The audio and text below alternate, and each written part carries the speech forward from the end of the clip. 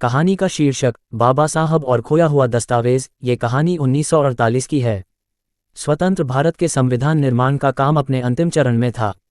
संविधान सभा में बहसें चल रही थीं और डॉक्टर भीमराव अंबेडकर दिन रात मेहनत कर रहे थे। लेकिन इस दौरान एक रहस्यमय घटना ने सबको हिलाकर रख दिया। प्रारंभ एक रात दिल्ली में संविधान सभा की इमारत के अंदर हलचल मच गई। बाबा साहब अंबेडकर के कार्यालय से एक महत्वपूर्ण दस्तावेज गायब हो गया था। ये दस्तावेज कोई साधारण कागज नहीं था, इसमें ऐसे प्रावधान थे जो देश के भविष्य को नई दिशा देने वाले थे। डॉक्टर अंबेडकर ने तुरंत पुलिस को बुलाया। दस्तावेज को चुराने वाले का कोई सुराग नहीं था। उनके सचिव श्रीनिवास ने बताया कि वह आखिरी बार कागजात को बाबा साहब की मेज पर देख चुके थे। ये सामान्य चोरी नहीं हो सकती, बाबा साहब ने गंभीर आवाज में कहा।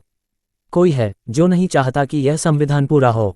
पहला सुराग अगले दिन बाबा साहब को उनके कार्यालय में एक गुमनाम चिट्ठी मिली। चिट्ठी में लिखा था, अगर आप भारत के भविष्य से खेलना नहीं चाहते तो इस दस्तावेज को भूल जाइए। इसे खोजने की कोशिश आपकी जान पर भारी पड़ सकती है। बाबा साहब ने चिट्ठी को ध्यान से देखा। उसकी भाषा और लहजा ब्रिटिश शासनकाल के किसी अधिकारी की तरह लग रहा था।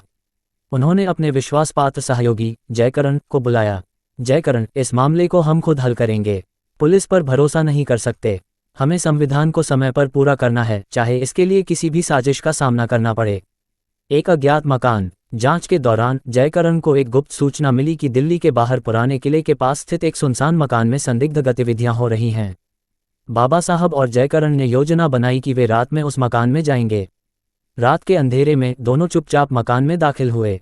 वहां उन्होंने कुछ लोगों को देखा जो एक अजीब भाषा में बात कर रहे थे। उनके पास कई फाइलें थीं और उनमें से एक फाइल पर संविधान सभा की मुहर थी। बाबा साहब ने इशारा किया और दोनों धीरे धीरे उनकी बातें सुनने लगे। अगर ये दस्तावेज वापस संविधान सभा में पहुंच गया तो हमारा खेल खत्म हो जाएगा, उनमें से एक व्यक्ति ने कहा। खतरनाक रहस्य का पर्दाफाश। बाबा साहब को अब समझ आ गया कि यह सिर्फ एक चोरी नहीं थी, बल्कि एक गहरी साजिश थी।